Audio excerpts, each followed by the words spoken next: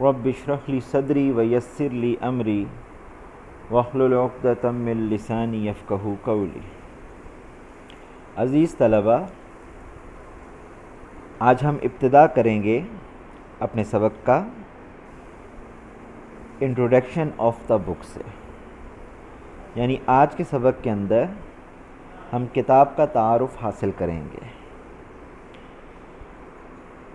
یاد رکھیے، کسی بھی چیز کو شروع کرنے سے پہلے اس کا تعارف حاصل کر لینا اس لیے بھی ضروری ہوتا ہے کہ ہمیں اس چیز کے متعلق مکمل طور پہ تمام چیزیں حاصل ہو جائیں۔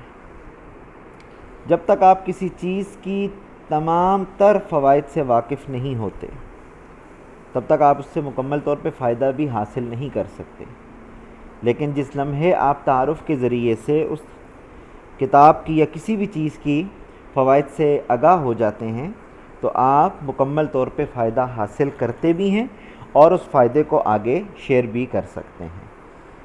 ہمارے کتاب کے تعارف کے اندر ہمارے پاس جو پہلا سیکشن ہے وہ القرآن کے نام سے ہے۔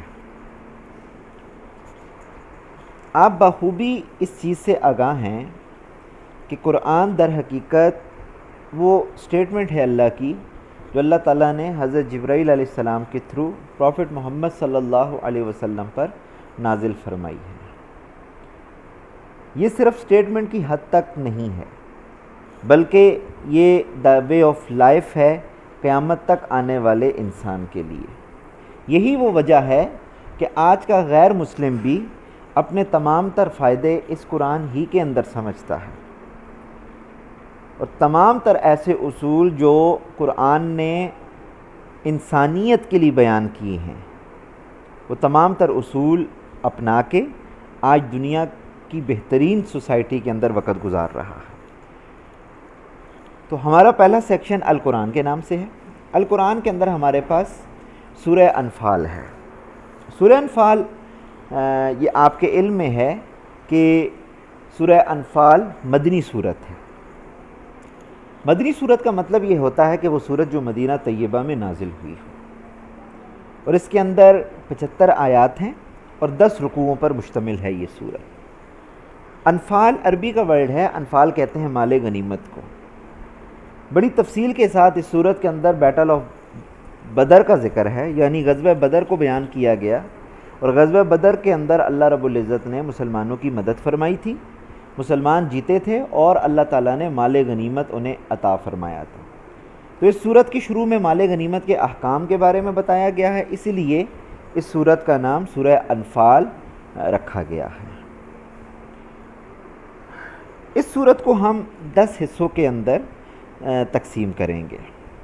Chapter 1، chapter 2، chapter 3، chapter 4، chapter 5، chapter 6، chapter 7، chapter 8، chapter 9 and chapter 10۔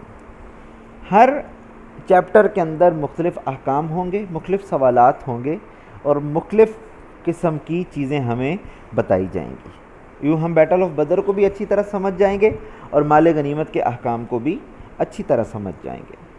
ہمارا دوسرا اہم ترین جو سیکشن ہے اس کتاب کے اندر وہ الحدیث کے نام سے ہے۔ آپ بخوبی واقف ہیں کہ حدیث در حقیقت حضور صلی اللہ تعالیٰ علیہ وسلم کے اقوال کو بھی کہا جاتا ہے اور آپ کے اعمال کو بھی کہا جاتا ہے، یعنی آپ علیہ السلام نے جو فرمایا وہ بھی حدیث ہے اور آپ نے جو کر کے دکھایا وہ بھی حدیث ہے۔ بلکہ ایک چیز یہاں ضرور یاد رکھیے گا کہ حضور کے سامنے جب کوئی کام ہوا اور آپ نے اگر منع نہیں فرمایا تو وہ بھی حدیث کا درجہ رکھتا ہے۔ تو حدیث کے سیکشن کے اندر ہمارے پاس حدیث نمبر 1 سے حدیث نمبر 10 تک احادیث مبارکہ ہوں گی۔ ہر حدیث شریف کا ایک الگ ٹاپک ہوگا اور لفظی اور بامحاورہ ترجمہ اور حدیث کی تشریح، اور سب سے اہم ترین چیز پریکٹیکل لائف سے اس حدیث کا تعلق کیا ہے یہ بیان کیا جائے گا۔ ہمارا تیسرا اہم ترین جو سیکشن ہے اس کتاب کے اندر وہ موضوعاتی مطالعہ کے نام سے ہے۔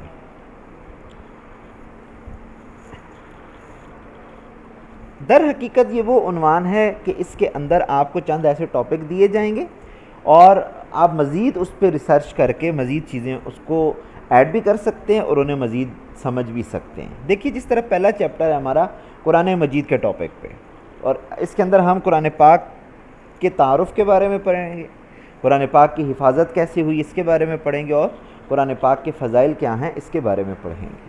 چیپٹر 2 ہے اللہ اور رسول صلی اللہ علیہ وسلم کی اطاعت اور محبت کے بیان میں۔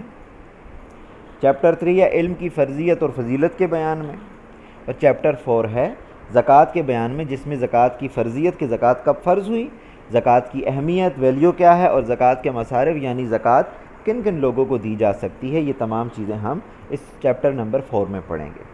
یوں 4 چیپٹر کلیئر کرتے ہوئے ہم اپنا تیسرا سیکشن بھی کمپلیٹ کریں گے، اور یوں 3 سیکشنز کو کمپلیٹ کرتے ہوئے ہم اپنی پوری بک کمپلیٹ کر لیں گے انشاءاللہ تعالی۔ جزاکم اللہ خیرہ۔